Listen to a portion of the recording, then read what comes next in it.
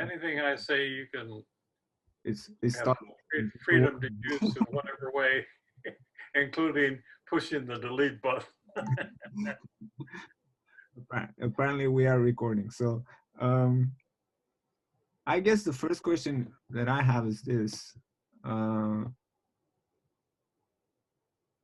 We say in the Baha'i Faith many, many times that we should start from the concept of human nature. Whether it's politics, whether it's education, whatever it is, at some point you will hear in Baha'i scholarship statements about how what we need to do is redefine human nature, and then everything will be fine, or we'll develop the right theories and so forth. I mean, even if I think of Michael Kahlberg in his book about the culture of contest, uh, or if I think of the Office of Public Information in the UK and the US, they just had some little video on YouTube going out saying that, basically saying that, putting this argument that the world we live in is not right because the foundations, at the foundations, you have this view of human nature as a selfish individual, and this has to change. And once you change this, you can create a new proper world order thing, some kind of argument like that. Now, although we say this so often, you can't really say that we have developed things based on the concept of human nature. I mean, the Anisa, like when I looked at education, these claims exist in every educational system that has been tried by the Baha'i Faith, I guess. But I wouldn't see it as central to most of them. The only educational system where that is really central for me was the Anisa model, looking at human nature. So the one part of the question is that, have we actually in the Baha'i community really tried to engage with this question and make it the foundation of let's say a theory of education or theory of politics or anything else outside the Anisa model? That's one question. The second question is, in every system of education, even the Baha'i ones, you need to come up with so there is on one hand the question of human nature, and you can build a curriculum on it, and especially you can build a theory of pedagogy on it. It's very hard to have a theory of pedagogy without a theory of human nature. But at the same time, you need to have what in the Anisa model, I guess you would refer to as a theory of human development, or in other words, you could call it maybe a theory about social cultural change. Because your educational system cannot just focus on, or maybe can, but in my view, the two questions we face are, what is human nature on the one hand, and another question is, what is the nature of the world we live in? What kind of social change are we looking at, and how do we need to respond? And I don't think those two are necessarily. I think the Anisa model is kind of trying to say that the second can derive from the first somehow.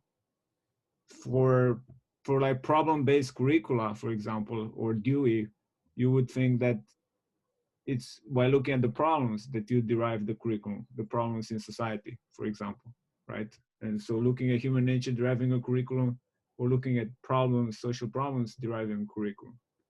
Obviously, for me, there has to be some balance there, and you need both. So I guess the first question is, how does the Anisa model try to bridge these two positions? Yeah, and I mean, the context of the question is the larger question of, how are we going to respond to global problems? Well, it really boils down to the age-old issue of nature and nurture. People who have wondered about these issues that you've just brought up have been in an ongoing debate. Is it our basic nature, that causes us, by and large, to be the way we are? Or is it the result of the experience that the human being is engaged in from the moment of birth on?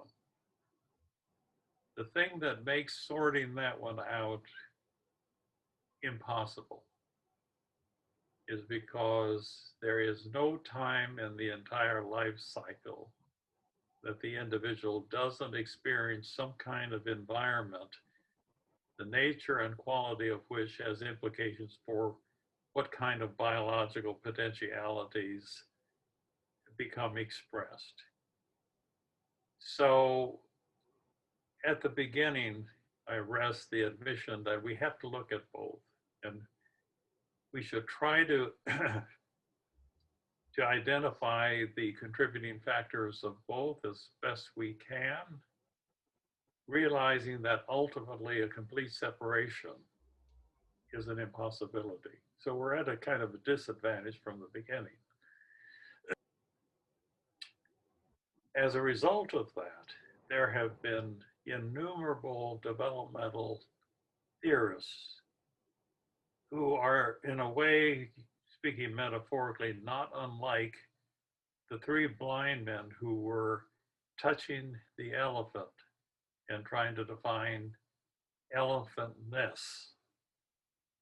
And they argued. One touched the tail and said, well, the elephant is like a long rope. The second touched the leg and said, no, it's like the trunk of a tree. The third blind man touched the side of the elephant and said, no, it's like a wall. And at that level, they were worlds apart from identifying elephantness. You've got the behaviorists who were saying one thing about the nature of who we are as human beings. We have the interactionists, like Piaget and so on. And so the challenge that the Anisa project faced from the beginning was, how do you make sense out of all of this? And people in the field of development, human development, struggle to find a universal theory of human development. And after great effort was extended, they threw their hands up and said, it's much too complex. It's an impossibility, at least in the short run. Just go with what you have, in essence. Just try to put the pieces together as best you can. The breakthrough that is represented in the Anisa model was that it was concluded, and this is the Renaissance integrative genius of Dan Jordan, that in order to, given that you can't sort out nature and nurture completely, the next best thing is to find an overarching conceptual framework that can provide the kind of universal context within which you can literally integrate behaviorists with interactionalists, with cognitive theorists, and whatnot. And that was the breakthrough. But then that begged the question, what is that universal philosophy? And so for a very long period of time, involving years as a matter of fact, initially with Dan Jordan and then with a team of graduate students at the University of Massachusetts, there was an investigation of over 2,000 years of both Eastern and Western philosophical thought to attempt to arrive at a conceptual framework that met the rationalistic criteria of comprehensiveness, adequacy, coherence, and logic to be that framework for then looking at every reasonable and coherent body of thought directed at identifying who we are as human beings in a developmental sense. And that's how the Anisa theory of development was eventually articulated in a very, very broad way as the actualization of human potential. If we looked at over 2,000 years of both Eastern and Western philosophical thought, came to rest on the cosmology of Alfred North Whitehead, the mathematician, logician, scholar, Cambridge scholar, who was attracted to Harvard to take up a chair in philosophy and devote the remaining years of his academic life to writing a cosmology. And he had long abandoned the limitations of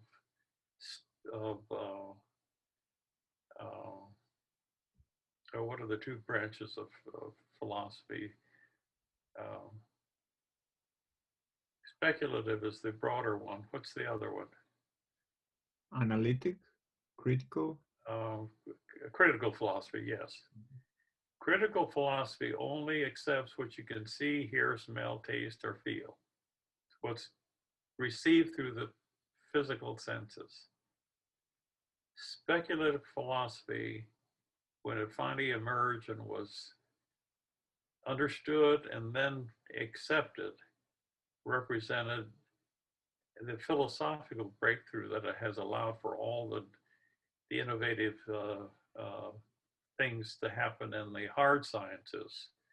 See, Newtonian physics, which was based on critical philosophy, held reign for 2,000 years and was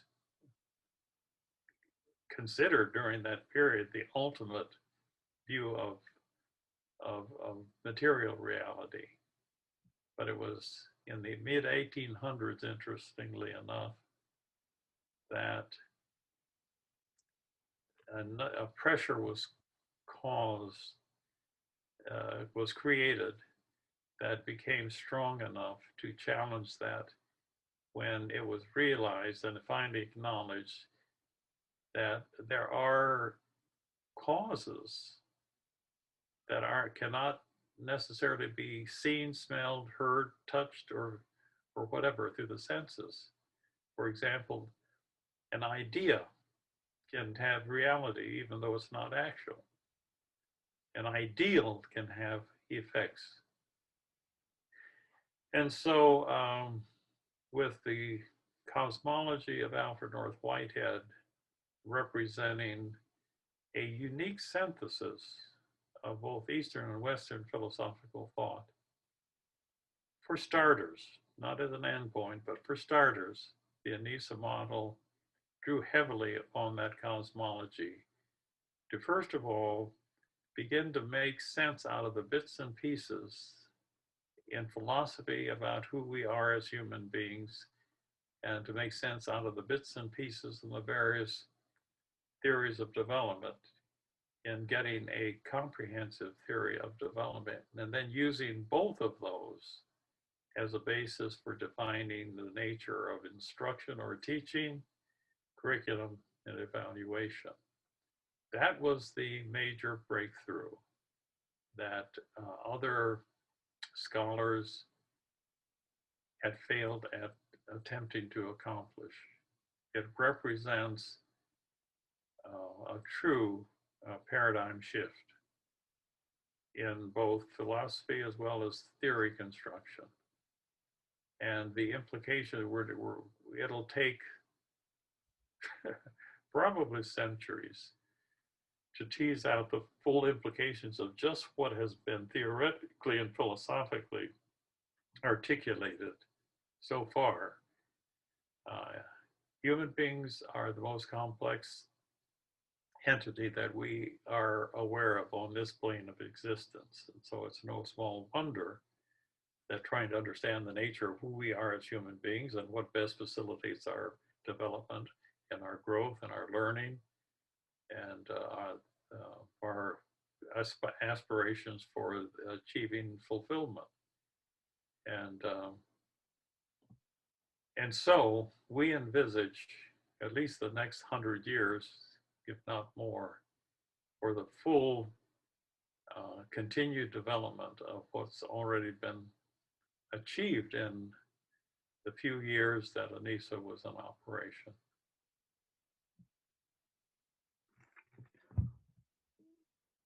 When you said that a lot of people that were working on the Anisa project were studying, going through 2000 years of knowledge from both East and West, I assume there were some documents produced.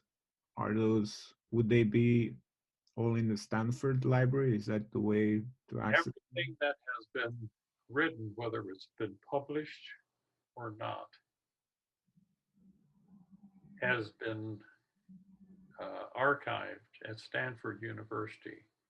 Moreover, there's a website that Dr. William Huitt, who at the time was at the University of West Georgia, um, got put together, and that can be accessed. I think if you just go Google Anisa Model of Education, that I have, yeah, I and know that those, one. Yeah, I yeah, heard and loads of it. those articles can be downloaded.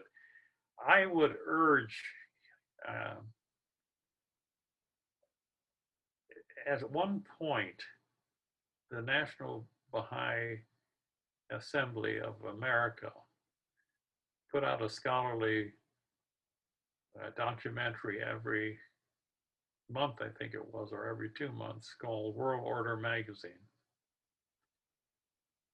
And a full sequence of articles, starting with the philosophy of the model, development, teaching and instruction, evaluation, all um, are have been published in those documents, and I believe those are copies of those articles are also available on the Valdosta State website. It's not simple bedtime reading. You, some of the terminology there is not commonly known, but it is used in, at certain levels. Um, Whitehead himself spoke against this, well, I call it a particularly American proclivity to try to explain everything in Dick and Jane prose, simple prose. Um, and he said, the price you pay sometimes for adequacy is complexity. Some things just cannot be simply stated. And in writing his cosmology, he said, if you are attempting to write a cosmology, you're attempting to write about something that nobody else has ever written about. You're trying to describe new knowledge. And he said that necessarily means that you have to pick between two unacceptable alternatives. One is you have to take existing words and endow them with new meaning, in which case you confuse people, or you have to create a new vocabulary, in which case nobody knows what you're talking about. And the truth of the matter is, he did both. One of the main categories, if you were reading Process and Reality, which is his major cosmological tome, there are terms there that you just have to live with and go back to and think about, and because they mean a lot more than the actual language that one struggles to use to define them, like the term of concrescence. It's not a simple concept. And yet, once you begin to fathom what he's talking about, it's a profound concept, and it applies so broadly. Um, one of the things that Whitehead says in his cosmology, that truth obtains when what you know corresponds directly with reality, which is never the case. The best that humans can achieve is an approximation of that, a clearer apprehension of God's purpose for man. The definition that Shoghi Effendi gave of what Baha'i deepening is all about is absolutely consistent with Whitehead's notion that we can't perceive truth in its entirety in a complete sense. What we can do is we can get closer to what that is. He said, truth obtains when what you say corresponds directly to reality, which is never the case. What we can do is struggle, make the struggle, and it's worth the struggle. And at first, it's very frustrating. And it may be that there are certain aspects of the phenomenon of real learning that we will never be able to quite articulate in words. Because unlike studying geography or mathematics, well, unlike studying history or geography or a language, studying math, studying language, and the arts don't fit the same categorization. They are vehicles that embody thoughts, feelings, and actions. And so they are a medium through which human beings learn, but they're not one and the same as that, whatever that reality happens to be. And so as human beings, we struggle in the educational process and the socialization process of trying to understand quantity through the various bodies of math. We try to understand other human beings through language, largely, in the social sciences in particular, psychology, sociology, anthropology. But then there's a part of us that prehends something even beyond that, something eternal. And in developing the Anisa model, we couldn't ignore that something else. And so we called that something else the unknowable, unknown, and the ultimate unknowable. And the symbol system that humans have employed thus far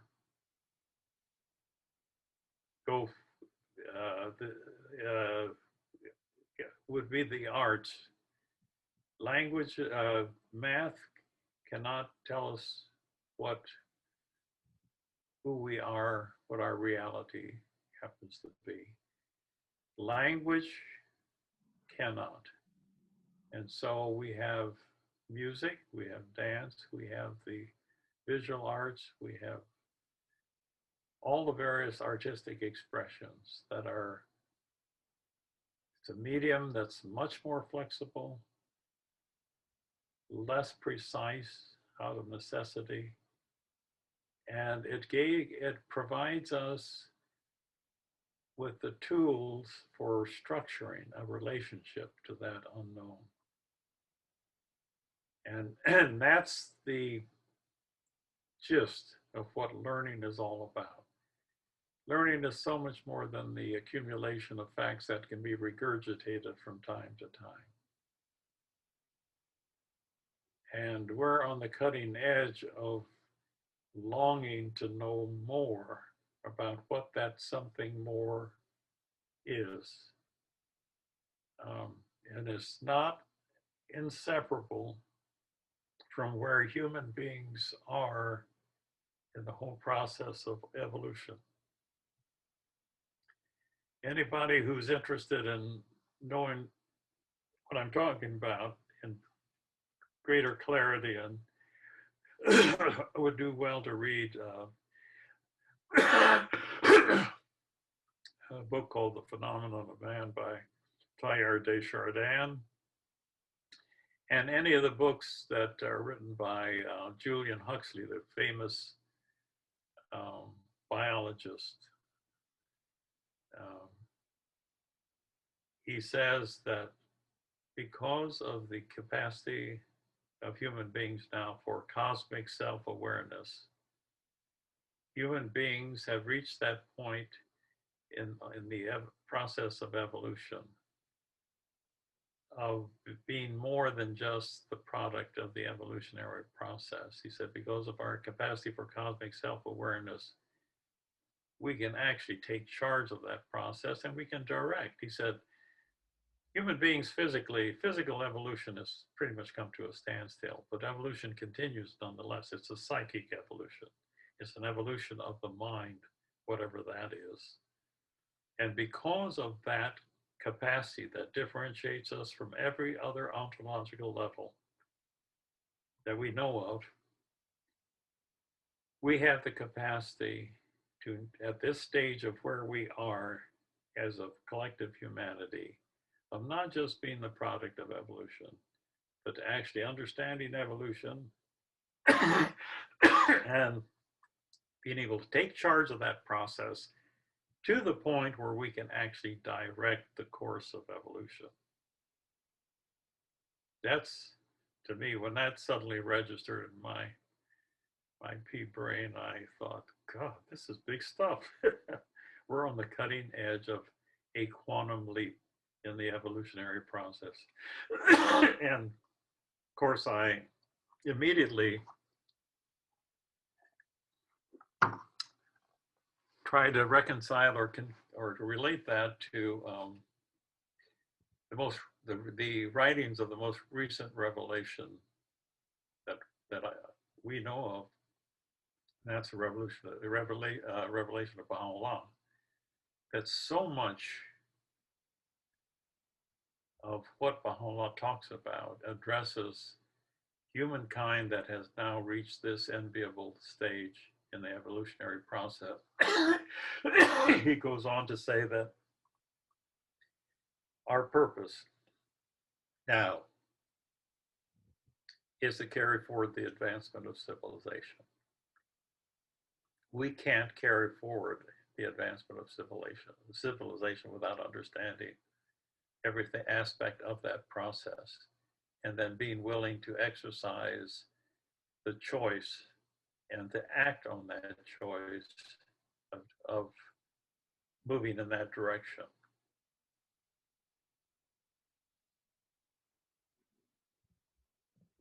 And of course, it's going to take an educational system that not only allows for that possibility, but also will facilitate students gaining the knowledge and the skills and the ability to act on that knowledge. And so the prospects, the promise that that offers is extraordinary, only surpassed by the degree of challenge that it presents. And unfortunately, most of the world, even the world of educators, I don't think sees education, the role of education as being quite that um,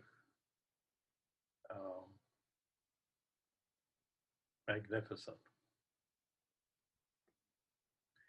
It helped me understand the statement from Baha'u'llah when he said that it's better for an individual not to be born than to be deprived of a proper education. That's a very powerful, powerful statement. It's an extraordinary statement. Can I throw a question in there? so proper education, thinking about proper education and the environments of the learner, which would be, I guess, in this description about, is it 3 or 4? You have the science part, you'd have the human relations part, knowledge communication, you'd have the unknown environment, right? Oh, and Yeah. then you have the environment of the self, I guess. That was the 4th. Well, what we have found in the theory of development, the actualization of human potential, the translation of potentiality into actuality is development writ large. There are two categories of potentiality that we're aware of. One is our, our, our physical potentialities, which has to do with this physical body that we inhere. And the key factors in having that in good shape are good nutrition, proper exercise, a clean environment, and that sort of thing. And if that is compromised in any way, it can affect the second category of potentialities, which are the psychological potentialities. And in the philosophy, we came to the realization that there seems to be no indication that then the degree of human potential has any limitations. The key rationale for supporting that is that whenever a potentiality is actualized, we create further potential. And that's an endless process. Even when the biological integrity of the human organism begins to deteriorate, when we get old and get a little tottery and lose a few brain cells and so on, even there are dimensions of human expression that are still open to further actualization. And I think a lot of the misunderstanding that exists between senior citizens and people who are younger is that there are certain things that you can't, excuse me, you can't know until you've experienced them. And it's so easy for someone who hasn't experienced them, when they see them or they hear them being expressed in someone who's older, is to say, well, they're just getting old and tottery, and what do you expect? Well, there probably is a great deal of that, but I wouldn't write it all off as senility or some some form of deterioration. But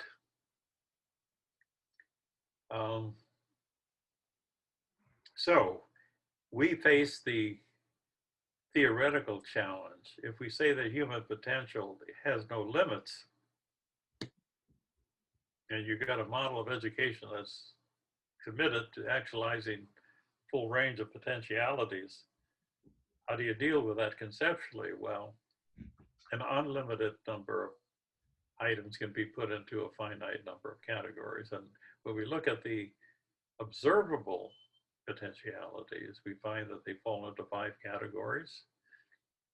There are those that relate to who we are physically, our muscular structure or bone structure, where we are in space in relationship to the force of gravity.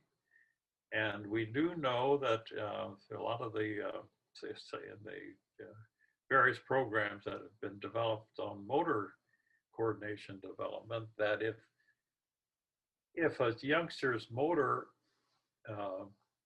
capacity or potential is compromised in certain ways, that it can impair psychological development on some dimension to some degree, or present a challenge that needs to be remediated in some way or another.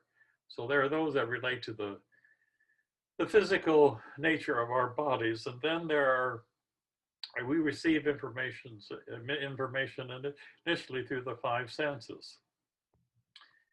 Can you imagine a child who has just emerged from the womb, suddenly can see light, can hear, can taste. It must be quite a revelation. We don't remember much from that period, if anything. But ironically enough, in the womb, the child is developing eyes, but he can't see in the womb. He's developing ears and the capacity to hear, but he can't hear any. Well, he may be able to hear some things, maybe some slushing around a bit in the amniotic fluid, taste, all the various satisfying. But once he's born, suddenly those powers come into being, and we represent a way in which, avenues in which he or she begins to interact with the environment. There's initially the taste of the mother's milk, and then later on, other forms of food and so on. In terms of sight, we know just from the development of visual perception that what the youngster experiences initially is just light and everything is blurred. And that it's through interaction with the environment that the youngster develops the capacity to maintain focal awareness and bring things into sharp focus so that he can differentiate figure from ground and all the other forms of differentiation that now constitute. In the earlier days of telephone, they had telephone operators, and if you wanted somebody's phone number, you would call the operator and say, "Can you look up Joe Smith's telephone number who lives on Birchall Street?" And they found that an inordinate amount of time was being taken up thumbing through the phone book and then trying to see the name and see the number. But they gave perceptual training, visual perceptual training to the telephone operators, and through that training could reduce to a fraction, practically a fraction of a second, looking at the page and being able to relate the telephone number to the person who's calling in. It's just it wasn't a function of intelligence, it was a function of training. Some people see more, and well, that's not true. Most males are partially colorblind. Well, we don't know we're colorblind because we see what we see. But they have instruments for measuring the degree of visual color differentiation in individuals. They found that women tend to have very little color blindness, but all men, I think, have at least a small percentage, and some more than others. I remember when I first got married, I always, in those days, a teacher or an administrator wore a suit and a tie, or a sport coat and a tie and a shirt. So I put the tie on, and my wife said, "Why are you wearing that tie?" And I said, "Excuse me, I dressed myself for over 10 years in this profession. I don't need your advice on what tie to wear." And she kind of giggled. And then I took a course in visual perception, and I found out they said they had two circles with different colored dots. And they said, now, if you're partially colorblind, you'll see a 9. And if you have perfect vision, you see the number 5. Well, the 9 jumped off that chart. So the next morning, I said, "Roy, does this tie match this shirt?" She said, "Well, why are you asking me? The other day you told me you were able to do it by..." I said, "Well, I think I've learned something." But you cannot know what you can't perceive until you have some alternative mechanism for overcoming whatever that is. Right now, as we talk, I'm doing most of the talking, there are sounds going through this room that I'm in, and there are sounds going through the room that you're in, Phil. We don't pick them up because there's only a very narrow range of auditory sounds that our ears are capable of picking up. So do we say that they don't exist because we can't hear them? When we can create an instrument that indeed can pick up. Dogs have a wider range of auditory perception than humans do. That's why a dog whistle is not heard by human beings, but the dog hears it. Same thing. Some people, we don't all see the same thing in the same colors and so on. Well, I mean, when you think of a child in a classroom, if the teacher doesn't understand the science of visual perception, the child could be punished for something over which he has no control or is unaware of. So there's a perception, and then cognition. There are so many different patterns of thought that are never taught explicitly, but teachers nonetheless require students to be able to manifest them in making certain forms of cognitive inference or thinking logically and so on. And then there's the category of affect, which is the least tidy category in the psychological potentialities. Others seem to have a discernible, invariant unfoldment. Affect isn't so neat and tidy, and that's why relating to each other emotionally is such a challenge.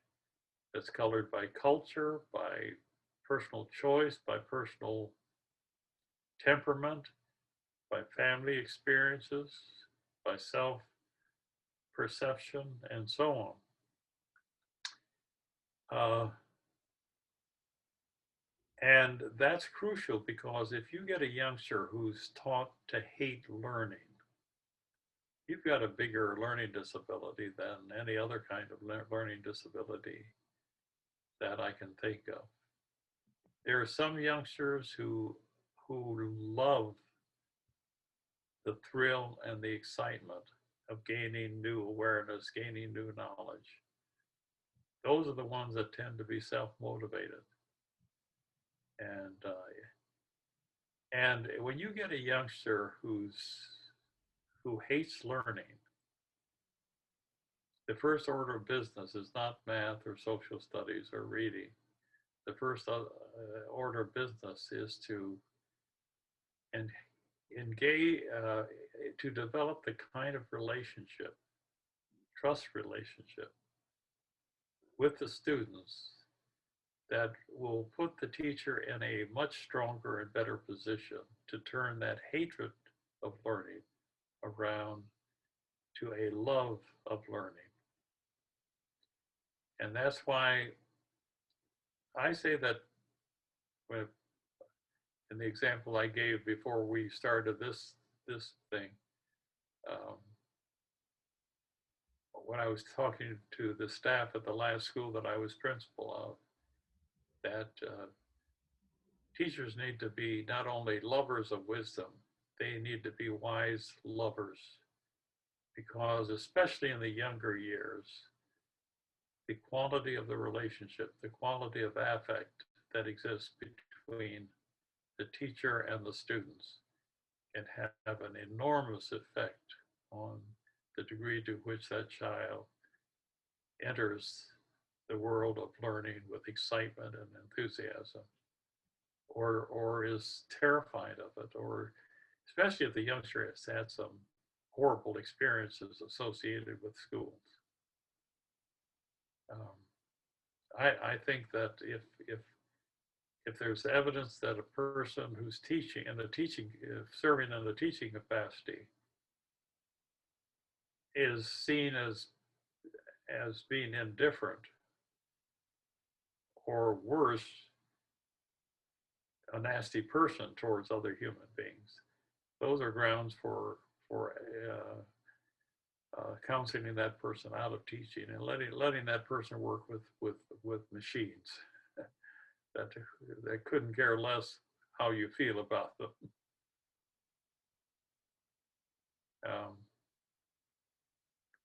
A friend of mine made it a point of working with minority children, and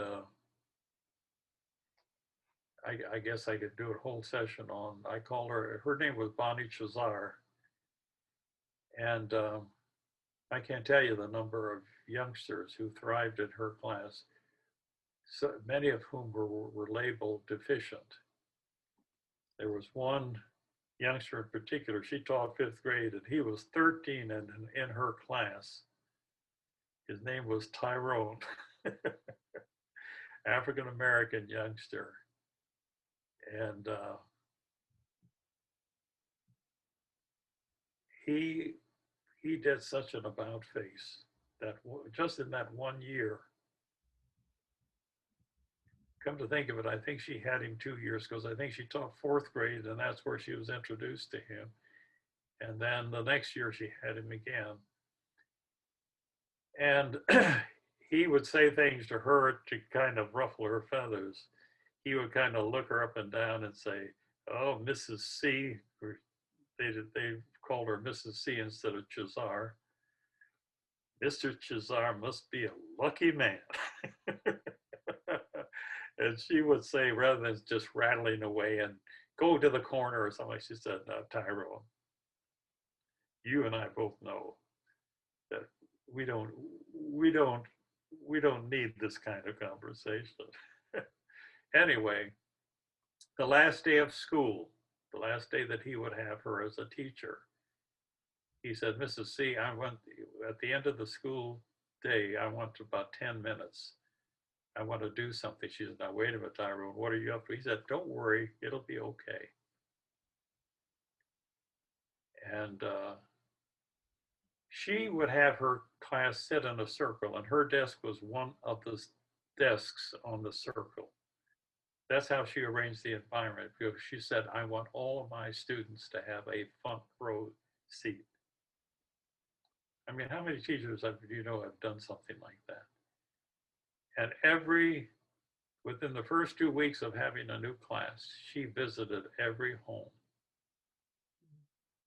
And the first thing she would say to the parents, "Your child is going to be successful this year. I'm making that commitment right now. Now, there may be a time when I'll need your help, and I'm hoping that it will be forthcoming, but I just want to let you know, your child is going to be successful this year." And a lot of the kids that she had were not successful at school, and there was not one that wasn't successful. Anyway, Tyrone said he wanted the last 10 minutes. So it came to that time, she said, "All right, Tyrone, what are you up to?" He said, "I want to put your seat in the middle of the circle, and I want you to sit there." So she complied, and then he called 3 or 4 of the girls in the class. He had written a song, a tribute to her. And he had these girls trained as the backup singers, and he sang this tribute to her. She said she just dissolved in tears. Now, that gives you an indication of the impact that a gifted teacher who understands relationships can have on students. That is transformative. There are a lot of kids who are, it's the schools, they don't say it, but they consider them throwaway kids. They're kids that, because of all sorts of reasons, family background, previous behavior records, previous performance, all of the above, were written off. And I remember they had difficulty getting teachers to to cover the classes in New York City. right after World War II. Suddenly there was a population explosion, and they had to open up many, many more classrooms especially in the inner city. And they had difficulty finding teachers, and so they would give a temporary teaching license to anybody with a decent undergraduate degree. It was at a time when a number of middle class Anglo young people, mostly females, developed a social conscience and wanted to help the poor youngsters in the inner city. And this young lady was one in particular who was hired to take over a class that had been abandoned by the teacher who had been hired. It was the second week of school. And so she showed up at the school, went to the office first, and her principal oriented her to her class with these words. He said, "Your kids are garbage." He said, "The criterion of your success will be if you can just keep them in the room and not lose any during the day." He didn't say, "I expect them to make a year's gain in math and so on," or nothing like that. He said, "Just don't lose any." Well, she was so rattled by this. And so she went up, found the classroom, went in, and the kids were waiting very patiently. Uh, and so she greeted them, said, "I'm going to be your new teacher." And she saw a grade book on the desk, our teacher's desk. So she thought, well, I better get to know the names and something about them. So she gave them some busy seat work to do or some reading to do while she was getting to know their names and so on. And she saw here were these high IQ scores after their names. This was a large school. It had 6 classes on every grade level. And she says, well, these students may be retarded. The principal says, these kids are retarded beyond belief. The criterion of your success will be if you can keep them in the classroom and not lose any during the day. So anyway, she said, well, maybe these are slow kids in this school, but the teachers must have gotten together and put all the bright ones in my class. So she taught them as though they were a gifted class, and they didn't do so well. And she said, well, it's my fault because I don't know what I'm doing. So she went to the colleges nearby in the ed department. She got stuff to read. She talked to professors. She talked to other teachers, and they began to do a little bit better. And so she gave them great praise when they would do better and so on. And pretty soon she found the kids were coming early and staying late. And so she sees that as an opportunity to teach them more, even before and after hours. And then she decided to visit all families. So the other teacher says, "Oh, you don't want to visit these families. These places are dangerous." And she said, "Well, how can I get to know the students if I don't know the families?" So she visited all the families. Well, the kids came even earlier and even stayed later. At the end of the year, they did the standardized testing. Her class gained more than 3 years in reading, 2.5 years in math. And it was after seeing those scores that she made the brilliant discovery that those numbers after their names were not IQ scores, they were Locker numbers. She had just made the generous assumption that they were a gifted class. And when they didn't do well, it was her fault. And then she took responsibility for that. And then I was making reference to the Rosenthal experiments. Rosenthal, I think he taught at UCLA. And public school people think that if university people come in, they're like little gods. And he just did this experiment, which eventually was labeled Pygmalion in the classroom. Do you remember the story Pygmalion by, who's the British author who wrote Pygmalion? I actually don't know now. It's based, the musical My Fair Lady is based on it. Anyway, um, oh George gosh, Bernard Shaw. Okay. George Bernard Shaw. Good Yeah. for you. George Bernard Shaw's Pygmalion about the transformation. So he had his graduate students just go into the public schools and make erroneous, very positive predictions Mm. about how the students are going to be doing so much better. And in some cases, these students even gave time, said, now for 2 weeks, the kid's this one's not going to appear to be doing much progress, but in 2 weeks, he'll suddenly take off and so on. And they found out that there was a statistically high correlation between these erroneous but high predictions about the performance of the students and the actual performance as measured by standardized tests. Mm. So it reinforced an old adage in teaching that said that the teacher's minimum is the student's maximum.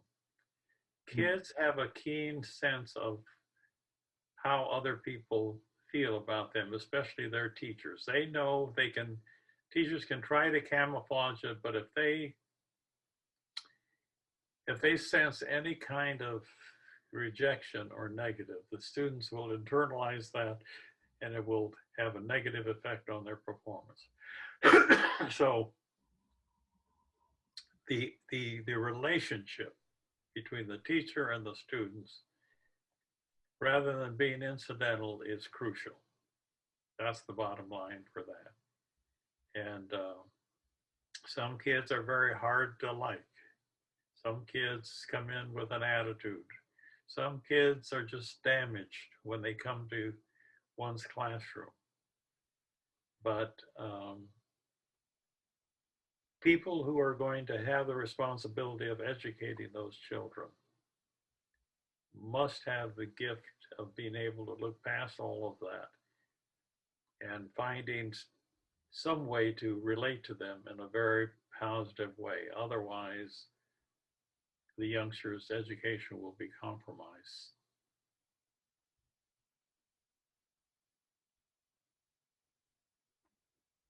And I saw evidence of it over 46 years of teaching. And it's a very powerful thing, but yet it's not, I don't think it's addressed even today that much in teacher training programs. So there's so much yet to be learned. So that the fourth category has to do with the organization and of one's feelings and emotions, especially in relationship to learning. And then the fifth category is the volitional area, the ability to intend to do something and then following through and completing, hopefully with distinction. There was a Russian psychologist, a woman at the turn of the last century, in the early 1900s, whose last name was Zygarnik, who developed who coined the term the Zygarnik effect. And she found that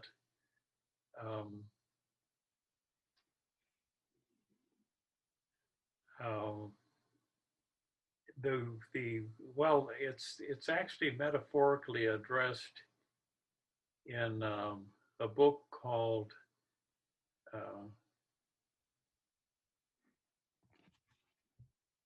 what is it called? There's another British author who wrote a book about an experienced old devil who wrote a series, The Screw Tape Letters by C.S. Lewis. Oh, That's okay. it. Have you read that book? No, sorry. It's a very fascinating book. Screw Tape is an old experienced devil, and he's writing to his nephew, Wormwood. who is making the mistake of going in the virtuous direction rather than the bad direction. And so he writes Wormwood a number of letters to school him so that he abandons the pathway to virtue and gets back on the avenue to perdition. And in one of the letters, he said, the best way to get evil to triumph over good is to get people to have good intentions, but then not act on those intentions. He said the first effect is that it will take greater energy and time to have the noble intentions. Then eventually the person just doesn't feel at all. Now, this psychologist, Cy Garnick, getting back to her, found that when we decide to do something, subconsciously we take whatever intellectual energy and resources that we have available to us, and we allocate a certain portion of those resources only to be used to complete that task that we've decided we're going to do. It's like putting that energy into a psychological lockbox. It's unavailable now. Even if you forget that you agreed to do the task, the energy is not available. Mm. Well, if you make enough decisions and then you don't act on them, then you tie up, you create your own energy crisis. You tie up all of that energy. It's bound and committed. And one of the manifestations of that condition is a feeling of anxiety. Anxiety physiologically manifests itself in the same way as fear. The only difference is that fear has an object. If we were in the same room and a wild wolf came into the room frothing at the mouth, you and I would be scrambling for some safe place, and we would be experiencing a rise in blood pressure, all the manifestations of fear.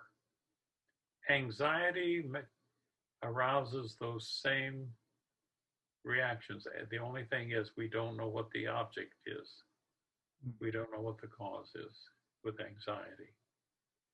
And when a person makes a lot of decisions and then doesn't act on them, the physiological outcome is like fear, is like anxiety. And so one of the patterns, we tend to not be able to go to sleep at night, and then we oversleep the next morning. And then one of the things that she said is that one is inclined to engage in what she called the procrastinatory ritual. You make a cup of coffee or a cup of tea. Well, then you get on the phone and you talk to a friend about how much work you have to do, and you're dreading getting to it, and it's there, and you have to get it done by a certain time.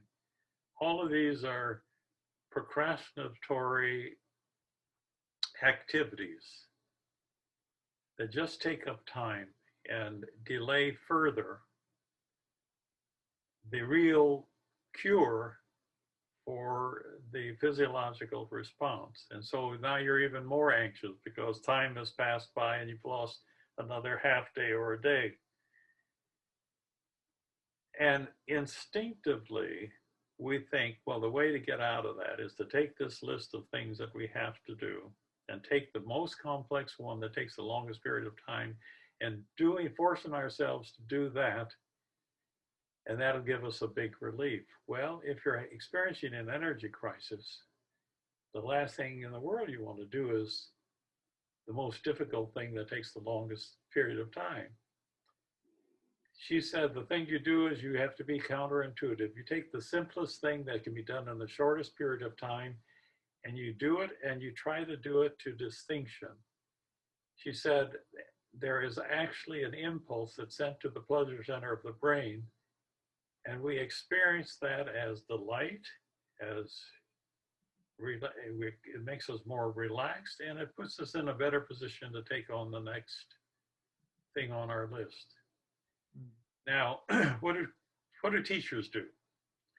Their greatest fear is to have their administrator see their class not on task.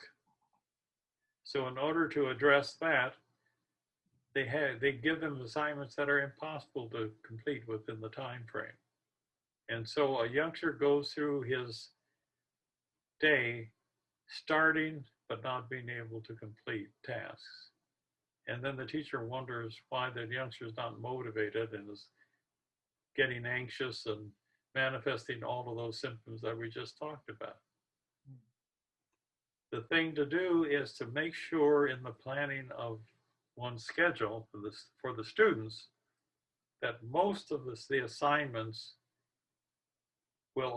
can be done in the time frame allotted, and so that you can actually orchestrate your students enjoying the delight of consummating tasks to increase motivation, interest, and commitment. But in the absence of that scientific knowledge, instinctively we tend to do just the opposite. We work against ourselves unwittingly. I find that that's I've shared that right away with the teachers at the last school that I taught. And I can't tell you how many thanked me. See, that the kids just seem to be more alert and more on task and more interested and more excited about their learning. I said, yes, they're able to reach closure on things.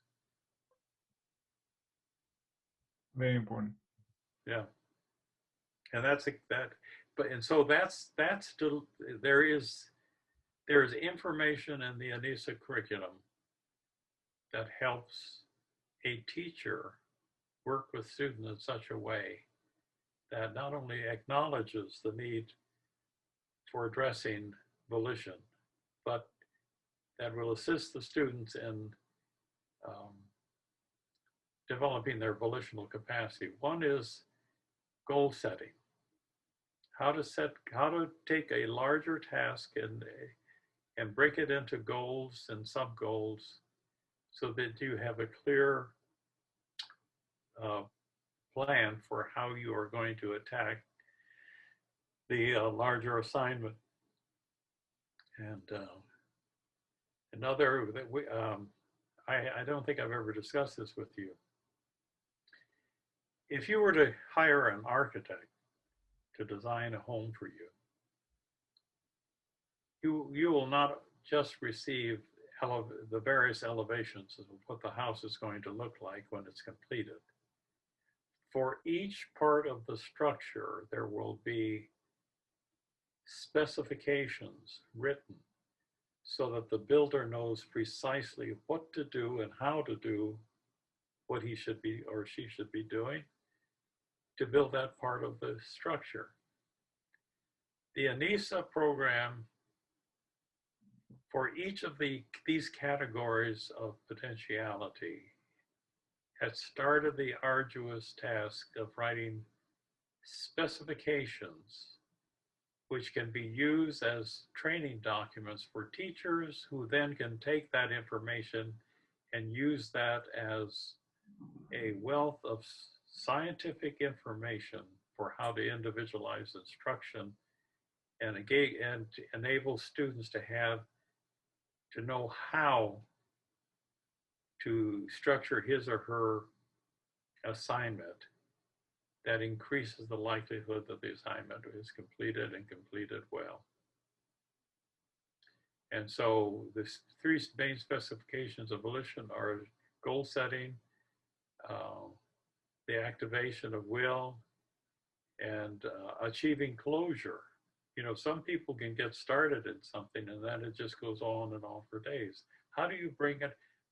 How do you know when enough effort is enough or too little? And so there are training documents that we used in training teachers so that when they were able to not only know that volition is a very important thing and to make sure that the assignments can be completed, what some of the specific skills are in order for their students to be able to act on the advice that the teachers are giving them. Remind me again, what are the 5 categories here? Psychomotor, perception, Yeah. cognition, affective, and volitional. Is there any other, or these are all? These are the 5 categories. And so, like, discussions of ethics would fall under volitional. Well, the discussion of ethics really, see, there are 2 kinds of curricula in Anisa. One has to do with the learning to learn skills. And so these categories have to do with the learning to learn skills. Then there's the content curriculum, information. Yeah, okay. And so ethics would be information. It would come into the content curriculum. And then, of course,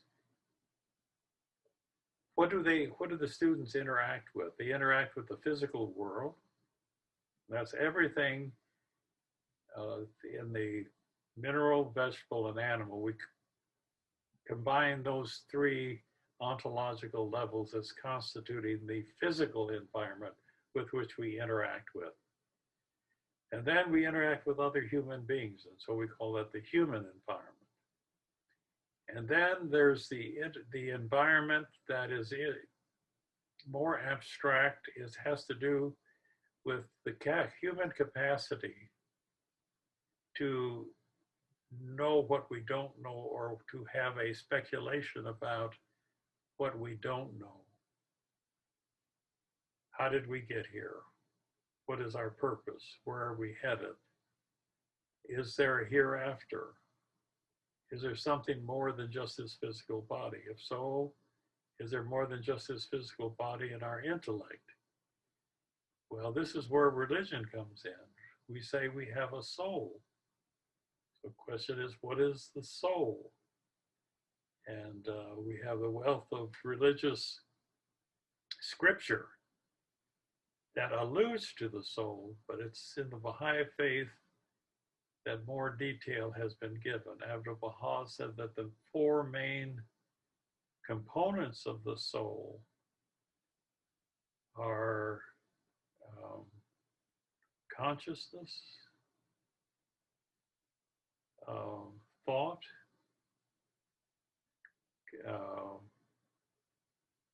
I'm sorry, consciousness is the 3rd one. What's the first one? Is it memory? No.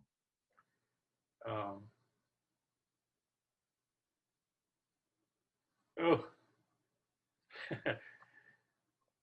Don't worry, you remember a lot of stuff in quite great detail. It's unbelievable. well, these are usually, thought, understanding, consciousness, and memory. Okay. Thought. We can not only know, we can know that we know. We can engage in thought. And we can remember. So we can memorize.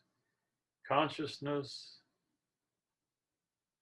comprehension is we can understand what is presented to us, even some very complex things.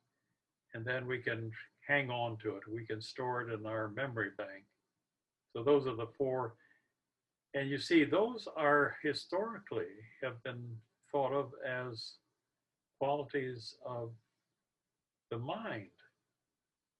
But Abdu'l-Baha says they are the main categories of the soul.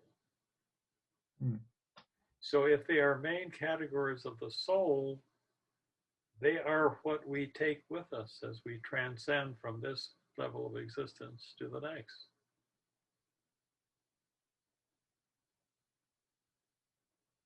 When it says that, in terms of the, in terms of pedagogy, what you do is you arrange the environments so that the learner can actualize their potentialities. And we would be talking about these four environments, right? Okay. What Uh, does that mean compared to like how a normal school would have a knowledge-based uh, curriculum? let me, there, and I neglected to mention the fourth category, and that is the self, the environment of the self. And we're a Well, you can talk combination of about the that. individual. You can talk about that first, actually, and Yeah. then you can go to the question. We're physical, we're human, and then we have this unknown in us. And so we interact with ourselves when we meditate, when we pray, when we reflect. And we're the most consistent part of our environment that we interact with and carry around because we carry it around with us. And What content do you have for this? You know, you said that there is content for each environment of learning because it's knowledge based, I'm right? sorry. What what content do you have for the environment of self in terms of, you know, because you said this is a knowledge based curriculum, not knowledge based curriculum. This is where knowledge is separated. It's organized in four environments.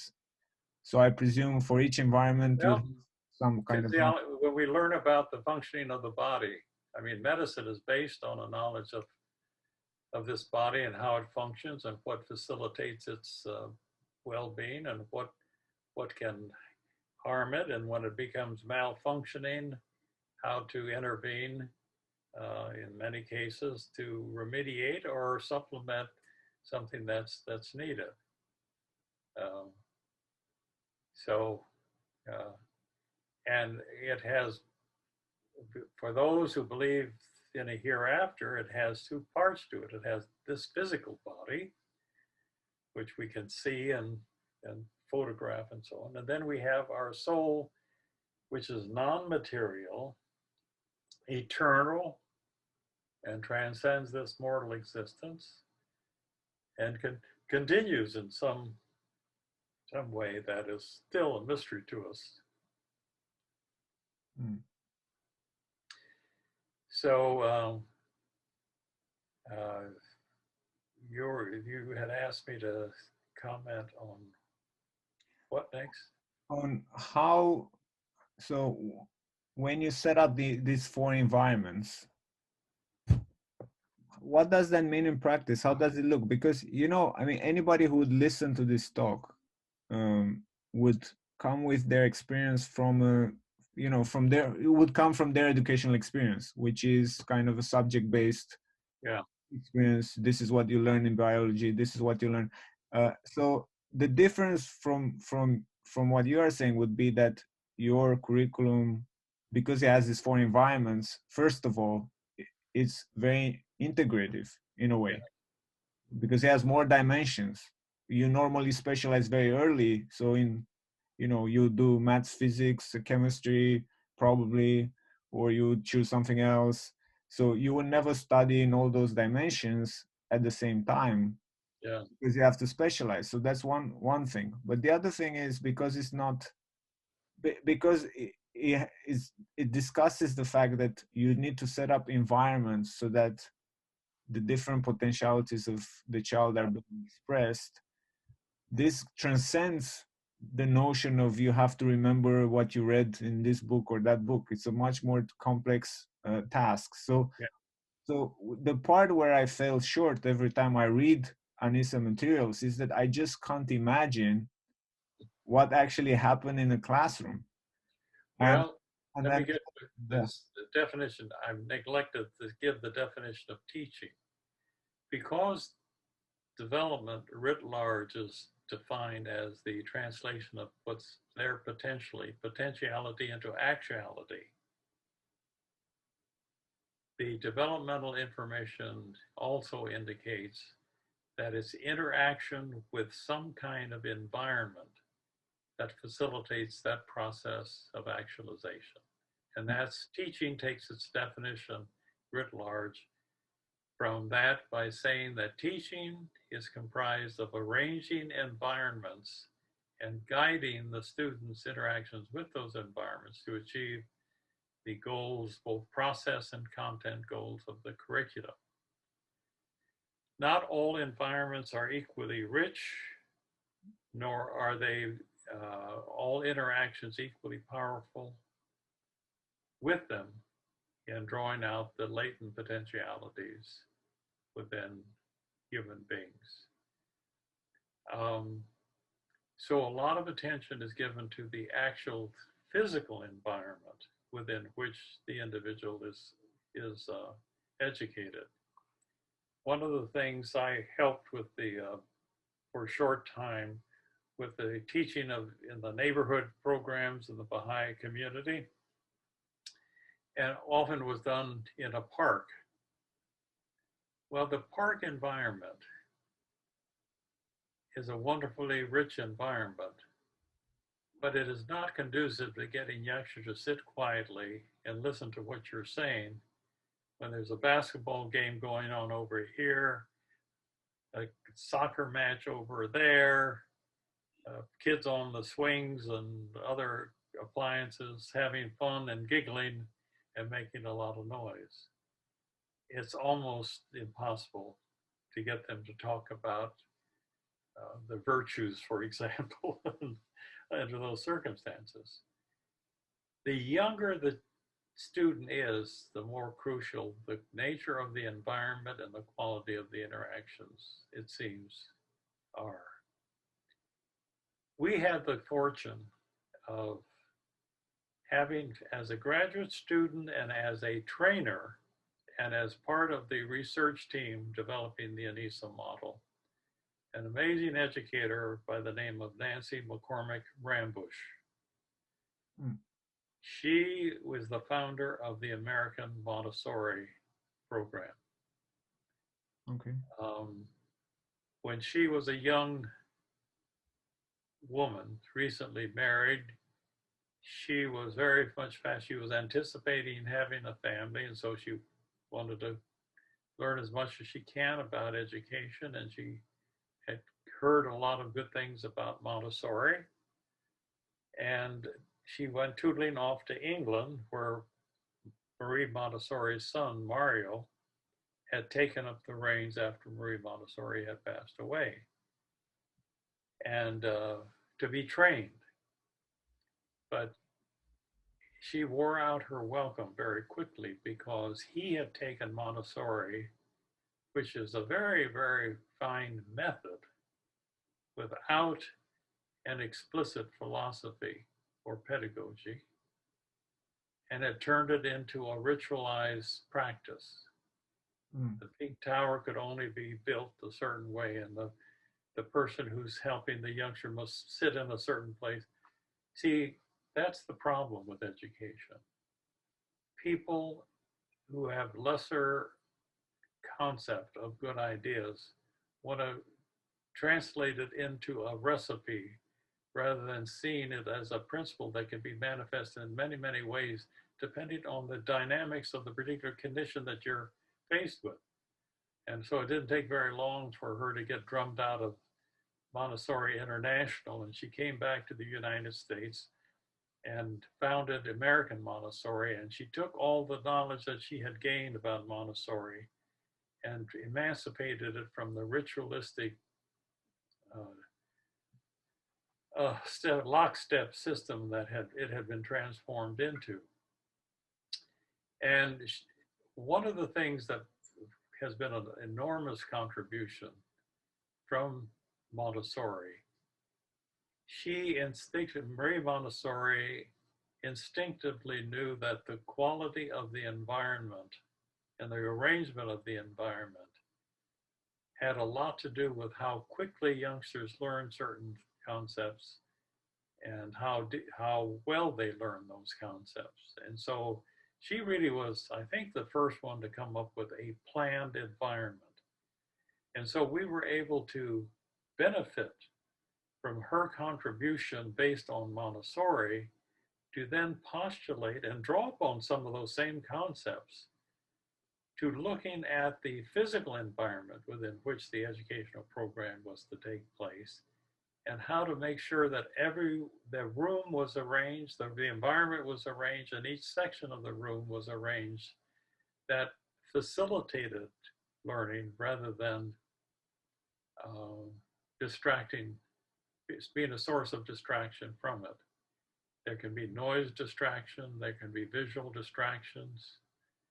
You can have groups, you can have traffic patterns that interrupt quiet activities. So we've learned very quickly that quiet activities should be separated from more active and noisy activities.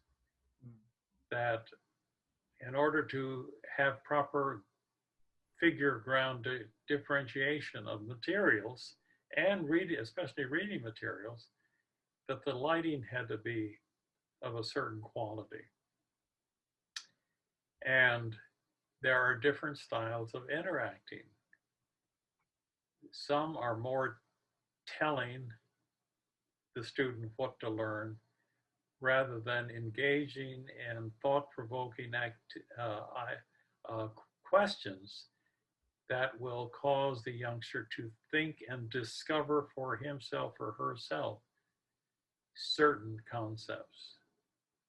And here again, each of these areas that Anisa addressed, there was a wealth of information out there, but it was unorganized, unsystematized, unchanneled in a way that made sense, that facilitated students learning how to learn and gaining learning competence, while at the same time learning what to learn. And so teaching is defined on the basis of that. Teaching is arranging environments and guiding the child's interactions with those environments to achieve the goals of the curriculum, both process goals and content goals. And those are explicitly stated, the process and the content. And so when the teacher is teaching the youngsters, if you know that the major process goal is classification, different levels of class, simple classification, multiple classification, class inclusion, they have already been trained in knowing what those processes are, because there's a training document that they've studied, and a class that they've studied that teaches them collectively teaches them how to interact with youngsters to develop and transition from simple classification to multiple classification to then understanding class inclusion. That's basic to learning. And you see, traditional education just assumes that they don't even identify what those processes are. But they just assume that for some they fall into place and others they don't fall into place, and it's because of intelligence, not because of they haven't been taught. And we found that it's largely a measure of not having been taught than it is. Bright students kind of discover that on their own, but why leave it to chance? You know, a person who goes to an unskilled surgeon and says, I got a pain in my stomach. Well, one way is just to cut the stomach open and lay everything out and say, now let's see if I can see something that's wrong here. That's obviously, you wouldn't want to go to that kind of surgeon. On the other hand, if you said it's on this lower side and so on, a skilled surgeon would know that, well, if it's on that side, if it's in that area, on all probability, it's probably the kidney, not the kidney, but the appendix. What used to be a second stomach way back in our earlier evolutionary, it's a useless appendage there, and it can get inflamed and block the intestinal tract and kill you if you don't get it taken care of one way or the other. Well, obviously, the one who's trained to know that there is such a thing as a kidney and it's located in a certain place in relationship to the large intestines, and that it can become inflamed, and it can, if not addressed properly, it can kill you. And if it needs to be taken out, here are the symptoms that indicate that that's in all likelihood what needs to be done, where to go in, and how to do that, and suture the place where it used to be, and then suture the stomach, and then have information on how to not play football or run around the block until it's had a chance to heal. Well, medicine used to be folklore. At the end of the 1800s, most doctors were also barbers and butchers and people like that, because it was all based on folklore. But then science began to intervene, and medicine increasingly became more and more a science. And now we have the wonderful array of not only doctors, but specialists who can do all sorts of extraordinary things that once would have been considered impossible. And it's because medicine moved from folklore to a science.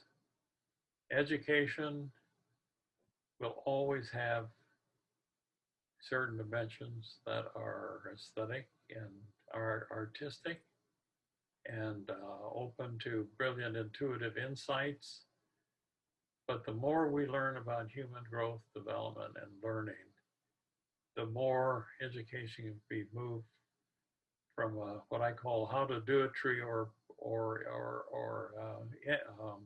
intuition or tradition to a science.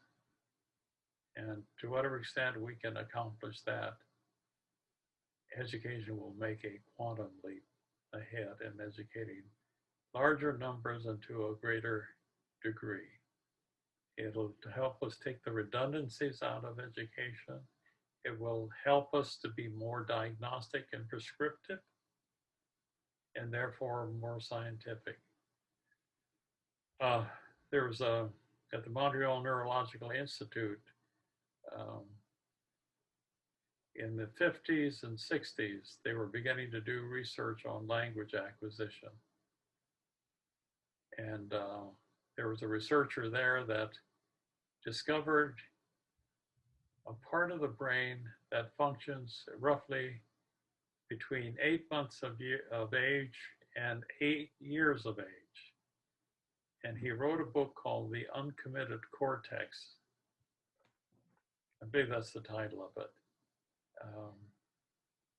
He found that the mind was most receptive to acquiring language without frustration, and that being able to do so without accent, speak it without accent, during that window period of sensitive period.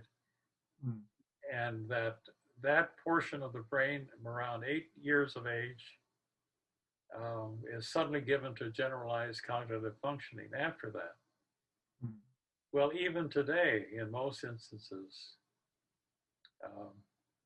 a second language is not offered to American students until junior high or high school. Whereas if they would do that during that early period, opportune period in that language acquisition, they could learn it much more quickly without accent and more completely, because that's how the brain functions. So the more we can learn about critical periods, sensitive periods, how we function as human beings, and so on, and the more we struggle to make the translation of that rich body of information into teacher preparation and curriculum development and whatnot, the better schools we're going to have, the better educated the population will be.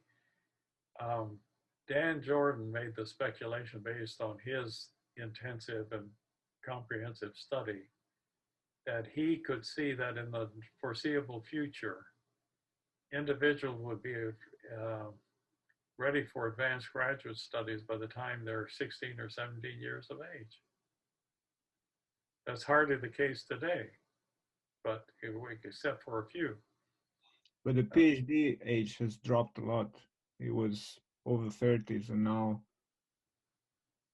it's quite common to have PhDs who start at 21. Their yeah, PhD. yeah. Do you So agree? Yeah. here, what he's predicted, or and who knows what can happen in the next 100 years. How I still don't fully understand how. So I understand the four environments, and I understand the fact that you were teaching students how to learn, that you are focusing on their skills, on their nature of the learner, and trying to prepare them that way also. But what was the subject matter of the curriculum in those four environments? That's something that's unclear It's to the me. same subject matter that we have now, the content. That's the content curriculum. Okay. And But the difference is that the teacher is armed with a knowledge of developmental levels, mm, sensitive and critical periods, when it's most opportune. Why spend an inordinate amount of time teaching a particular skill when you know that if you tap into that sensitive period, you can do it in just a very short order. right. If So you can't understand, you really changed the pedagogy because you are looking at at the yeah, nature of the learner in each phase of their life. that's right. That's right. But because you have the four environments, were there in the US, were all those four environments already present in, I mean, the subject matter for all those environments was that already present? Well, the regular books are the content curriculum. So The okay, only so only you have, challenge is that the information is growing so quickly. but The then amount of information. but then you must have more books than, because people, we are talking before, people specialize in high school early. So because you have those four environments, you would have more subjects than somebody would normally have, or would you have the same amount of subjects? And the same subjects. It would be arming the teacher with greater knowledge to bring to bear in the moment as they're teaching the content. For example, you wouldn't just teach addition and subtraction in first grade. You would know that that youngster also needs to learn simple and multiple classification and class inclusion. Mm. Um, See, for example, we teach math in a rote way, but there are a set of assumptions under which we teach math. One is that we're using a decimal system. Mm. Each column is 10 times the previous one. You can have one that each column is twice the previous one. 1, 2, 4, 8. So if you add under those circumstances, you're not going to get use the same numerals than if it's based on a base of 10. And there are advantages to having a base 10 over other uh, base options.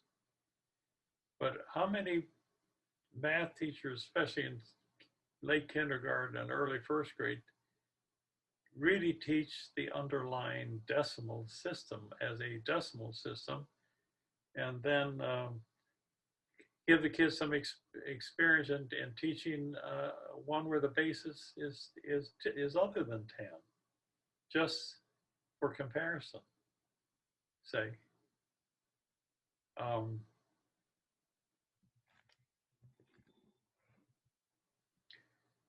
how to see if we don't have the capacity for classification, our physical environment is a sensory jumble, but we put them into classes, which then makes them manageable. We know the difference between a house and a barn, between the front yard and the backyard, because we have labels with defining attributes for those labels. And those are taught. Those are, I mean, understanding that is implied when early ed teachers are working with children. Rather than leaving it to wishful thinking, why not deliberately teach class classification, class inclusion, multiple classification? I think I tried to find the sheet that has one pattern of thought, one category of thought has to do with those patterns that deal with some form of cognitive inference. In our research, we found over 50 patterns of cognitive inference that educated, bright human beings engage in. Why just let it hope that it happens? Why not deliberately know, why not consciously know what those patterns are? When it's in the developmental scale or unfoldment of an individual, it's best to introduce those patterns. Because if you introduce them too early, the kid struggles and internalizes attitudes of failure. If it's too late, you know, there can be problems. But if you know basically a time frame within which it's most opportune for kids to learn certain things, then those certain things are introduced during that period. You take out the redundancy and you take out the unintended frustration that teachers can induce in children. And if they don't get it, they think, well, I don't get it because I'm stupid. Not because I'm not there developmentally. You know, why try to teach a particular set of concepts if you know you can wait 6 months or 8 months and teach them in a fraction of the time because the youngster is developmentally ready for them? That really represents the epitome of the individualization of instruction. That's not just simplifying content. It's being able to look at a youngster developmentally, and we're the most complex entity that we're consciously aware of. The more we know about what is development writ large, what are the processes of development, which ones are invariant, they unfold in a particular sequence, what are the signs that they're ready to make the transition from one level of understanding to a higher level. See, the ability to engage in propositional thinking comes with what Piaget would call formal operational thought. If I were to just say what I did to a bunch of teachers, they wouldn't know what the hell I was talking about. Not because they can't know it, they've never been trained. So in terms of parenting, let me give you an example. Often parents wonder, what in the hell happened to my kid? He is now 11 or 12 years old and now he's become so mouthy. He may be just testing his independence. So you have to allow for that as a possibility. But he's also experiencing making the transition from concrete operational thought to being able to engage in propositional thinking. This is the case if based on this set of assumptions. But if these assumptions don't pan out and these other assumptions are the case, then you make the assumption that a person's intelligence drops based on how dark they are. If you operate from that assumption, you begin to see through those lenses as an adult. You may not be a mean person by nature, but you may think, well, I can't give that job to that guy because he's black. And they are this way. Let me ask about another question about pedagogy. If the human being is always developing, was there a plan to extend this sort of Yes, education model yes. beyond high school age? It was intended to eventually to be a lifelong educational model. But we decided that those early years were so much more crucial than the later years. Mm. Uh, and so much damage was already being done in those earlier years. Um, and a lot of things were happening to schools in America. They were beginning to be forced to open the public schools to minority individuals in an integrated way. And because of the impoverished social environments that blacks were forced to live in, that teachers were just making the category assumption that they were dumber and, why should they be in my class? And were just teaching to the ones who were getting it, and to hell with, with those. Well, if you are really taught and to understand the development of youngsters, then as a teacher, you would be on the hook for every youngster. Your effort first would be diagnostic and prescriptive. To whatever extent your knowledge allows you to be successful at that. In the absence of being able to make success, then you are encouraged to be improvisational and experimental. So those are the two aspects that are always going to obtain. To whatever extent we know that learner and his or her nature and where he or she is developmentally, we can be diagnostic and prescriptive. To whatever extent we don't know that, we admit that, and we then don't just write the student off saying, "Oh, well, I don't know how to teach that person." You try things, and you do it in a benevolent way. And one of the big breakthroughs in education is when they began to realize how crucial, formidable, and important certain hands-on experiences at the preschool level were to later cognitive and other avenues of development. Um, and in the psychomotor area, um, those youngsters who achieved superb control and organization and execution of their voluntary muscles seem to do better in all the other areas of learning. Um, in fact, they're in special ed. Uh, have you heard of the Damon Delicato method? Mm. No.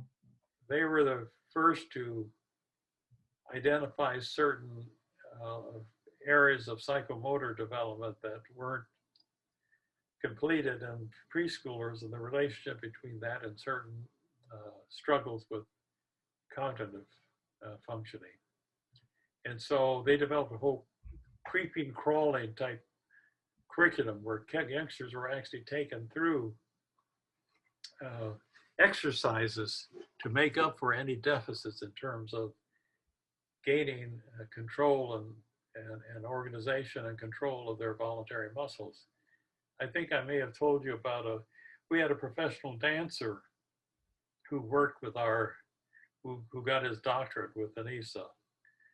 His name is Larry McCullough. I don't know whether you've heard. He's about your, maybe he's a little older. He's older than you, but anyway, he had been a professional dancer in Broadway, Hmm. in theater, and so when we were having an experimental school as part of our training program, the first summer we did training under Title III grants for experimental programs.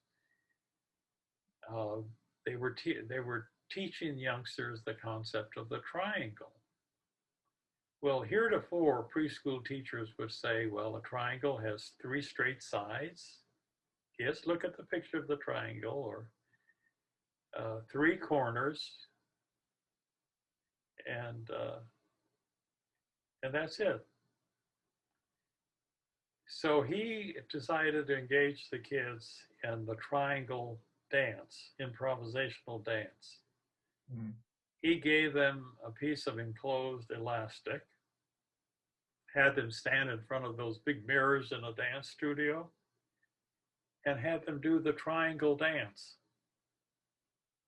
They not only saw the three straight sides, they not only saw the three corners, but when they were doing the dance, they were able to kinesthetically feel a property of the triangle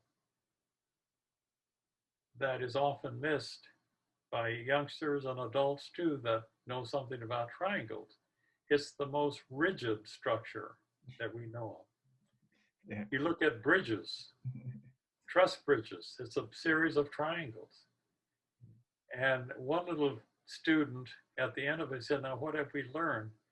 And she said, well, Mr. McCullough, it's hard to forget what a triangle is if you've ever been one, because they were able to feel the rigidity, a property that they couldn't get by just looking at it or picking up a triangular object. Mm.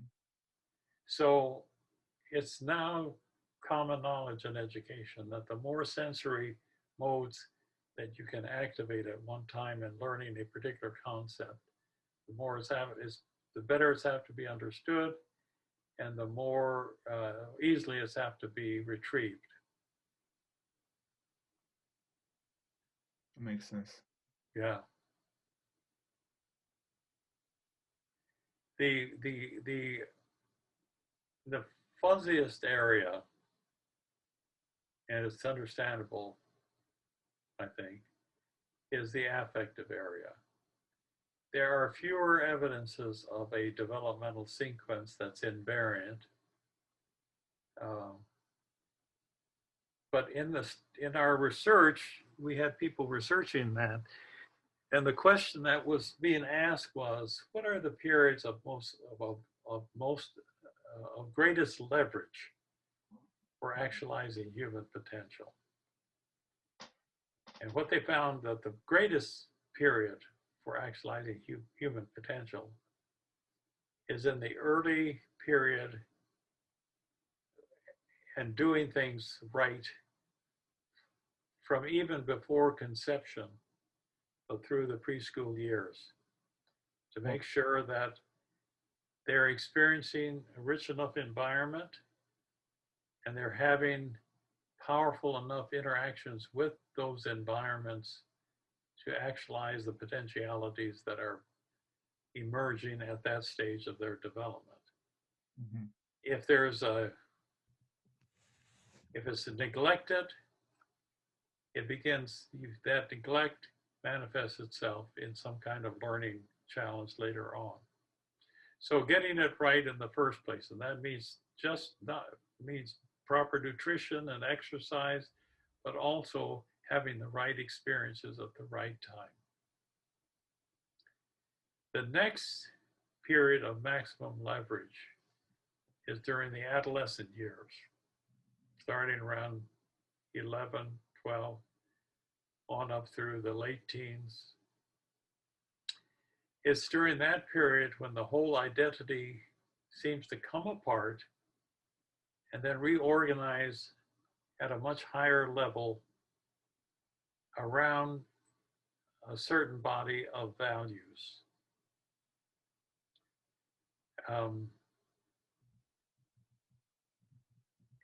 That turns out to be such a crucial part. I, of course, immediately wanted to take a look at the junior youth materials that are being used and how Anisa could be very helpful to people who are implementing junior youth programs. And because that's when so many are either get it together or don't, and then they spend the rest of their lives paying a heavy price for having missed that sensitive period. And then the third most opportune time was with a married couple who were contemplating having children.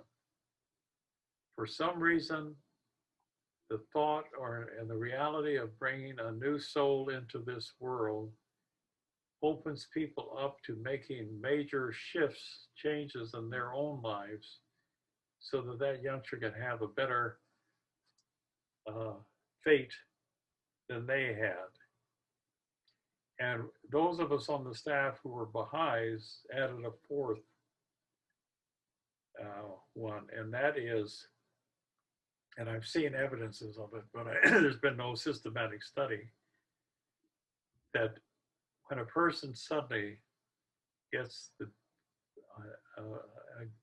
glimpse of the reality of Baha'u'llah and the information that's comprised in his revelation, they decide they're not going to be the miserable wretch that they saw themselves as being prior to becoming a Baha'i. They wanted to be a different person to serve this faith. I can use my cousin as an example. He wasn't the brightest student in the world. He barely got through high school. He never dreamt of going to college. That was just not on his list of things. He had a job after high school, sweeping floors in a men's clothing store, and that pretty much spelled his fate. And then about 2 years into that, he was introduced to the Baha'i faith. And there were a couple young fellows at the time who came through. They were young people that we had met. My brother and my sister and I had met at the Baha'i summer school, and we all got together, and we included my cousin, and they along with my father were able to present the faith in a way that he was receptive to, and he became a Baha'i. And then shortly after that, I found out he'd enrolled in college.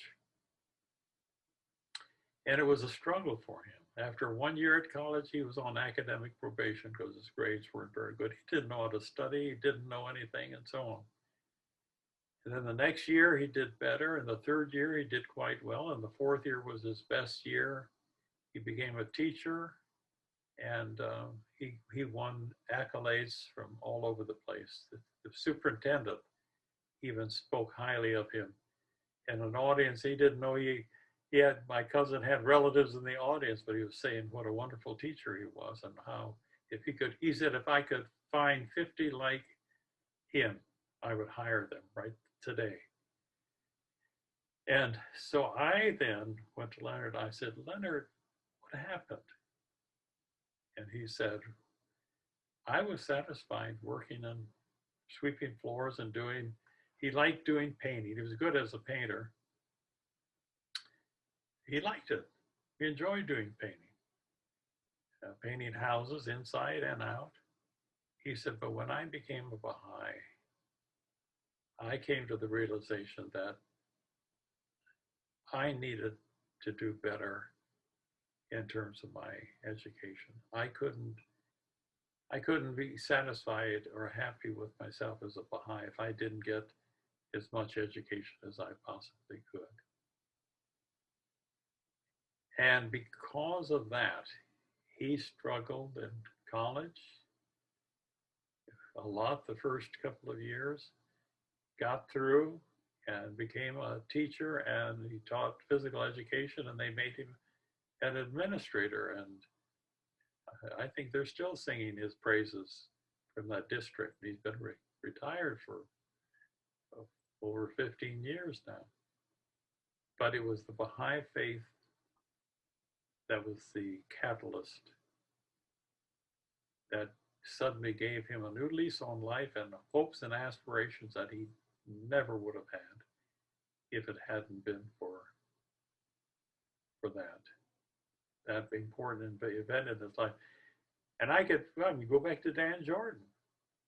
He had heard about the Baha'i faith at the University of Wyoming, where he was engaged, where he was enrolled as an undergraduate. In his third year, he became a Rhodes Scholar. He's America's first Rhodes Scholar in music. And he was reintroduced to the faith, Baha'i faith, in England. And something happened of a more, what do you call it, metaphysical level, that made him realize that having that opportunity to study anything and everything at that marvelous institution called Oxford University, he was a poor boy from Nebraska. He didn't have a pot to you know what in.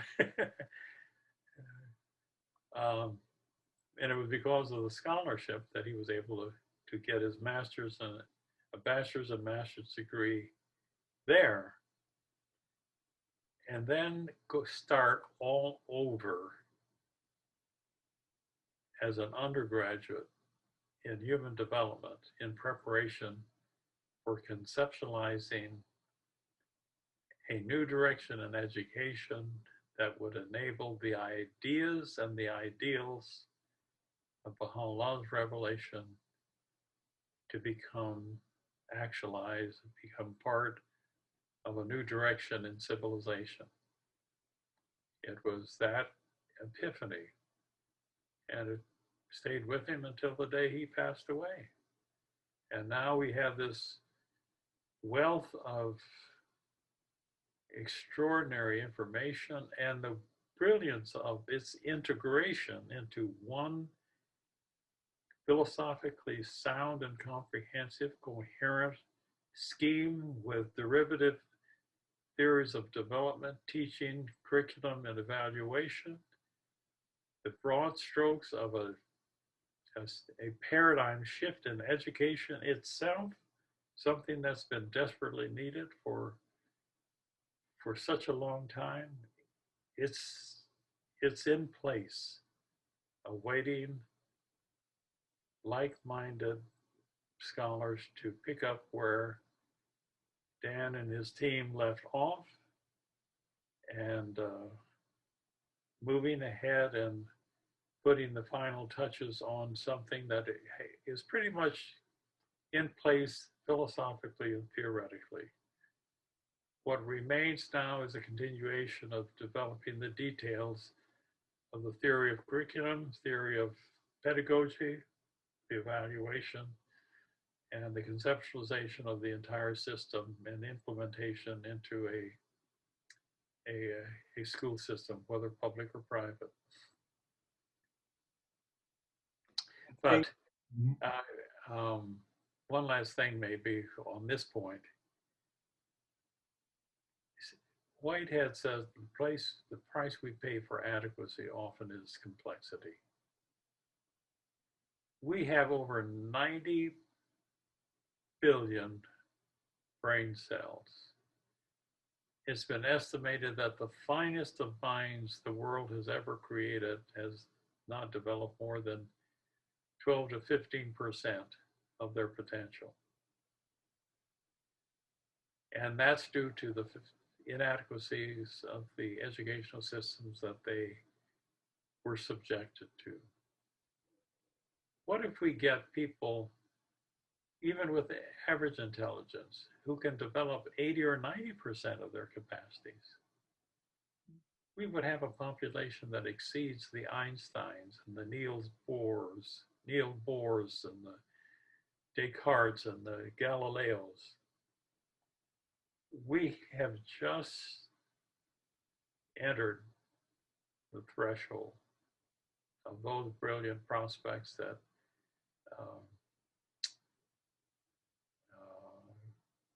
who was the biologist? Huxley, Julian Huxley, has portrayed in his writings. We can not only advance from the standpoint of evolution, we can understand the nature of that advance, we can take charge of it and direct it. That's where we're on the threshold of doing. The theological and philosophical underpinnings of that are there, have been given a little over 200 years ago by the founder of the Baha'i faith, with the contributions of the Anisa project, as well as I'm sure there are other outstanding educators out there whose work can be drawn upon. We just need to subject ourselves to the rigor and the discipline with the accompanying resources to continue that process and to eventually make it happen. I think it would be good to end this episode here. Pardon me?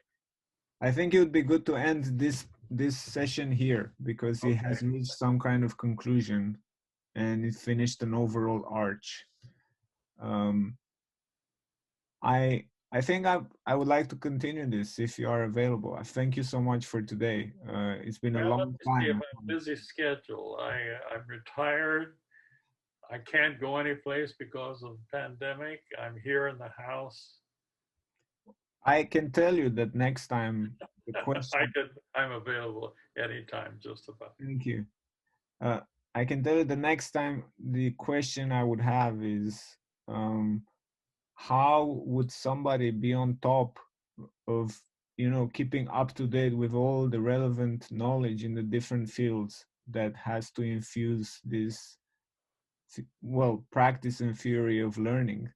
And that question is relevant also because, of course, we are discussing here how could Anisa model be reactivated. So, how do you connect that model with the knowledge that was really from the 60s, 70s, 80s, although drawing on 2000 years of knowledge. I mean, that's an important part.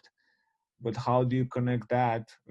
Just even how do you connect the developments in neuroscience in the Yeah. last 10 years? That's in itself is a huge question. So it's not even, the question is not even how would somebody do that. The question is what kind of system would allow people to develop that understanding so that they can apply it to the models, so that they infuse the model with new knowledge. And that's kind of like for next time, I guess. Because All it's right. a whole large question that That's would, a very good question. would Like, take a long just time. to kind of satisfy anybody's continued curiosity.